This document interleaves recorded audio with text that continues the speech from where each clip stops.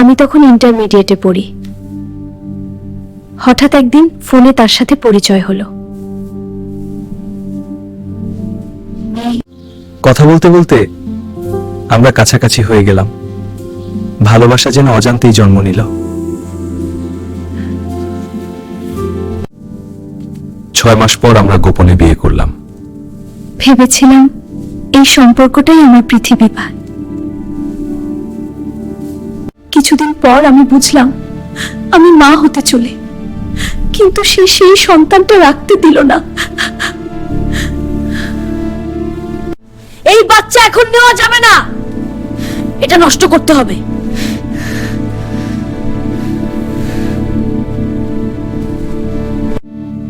আমি আমার নিজের সন্তানকে হারালাম। সেদিন আমার ভেতরটা পুরো ভেঙেছিল। পরীক্ষা শেষ করে আমি বাড়িতে থাকলাম। সে তার বাড়িতে, আমাদের দূরও বাড়তে থাকলো। আমি জানতাম না সে অনেক মেয়ের সাথে কথা বলতো। এই নিয়ে আমাদের ঝগড়া শুরু হলো।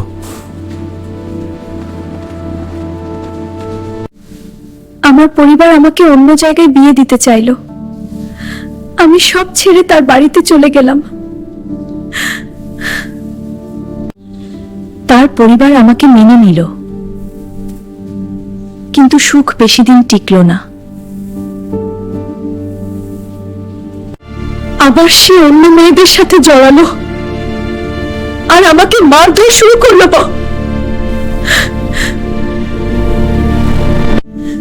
দিন রাত কাঁদতাম, না ছিল ঘুম, না ছিল শান্তি। আবার আমি মা হতে চললাম।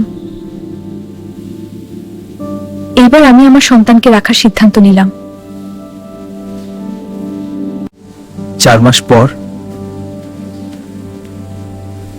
আমি বাবার বাড়ি চলে গেলাম। সে আর খোঁজও নিল না। 10 মাস পর আমার একটি ছেলে হলো, কিন্তু সে আমার কষ্ট দেখে হাসতো। আমি রক্ষা করতে না পেরে নিকে শেষ করতে চেয়েছিলাম, কিন্তু আমার ছেলের মুখ দেখে বেঁচে গেলাম। সে আমাকে ঘর থেকে বের করে দিল, আমার সন্তানটাকেও কেড়ে দিল। এই গল্পটি একজন বোনের বাস্তব জীবন থেকে নেওয়া। আপনারও যদি এমন কোনো কষ্টের গল্প থাকে আমাদের সাথে শেয়ার করতে পারেন। আমাদের ভিডিওটি আপনি কোথা থেকে দেখছেন অবশ্যই আমাদেরকে কমেন্ট করে জানাবে। ধন্যবাদ।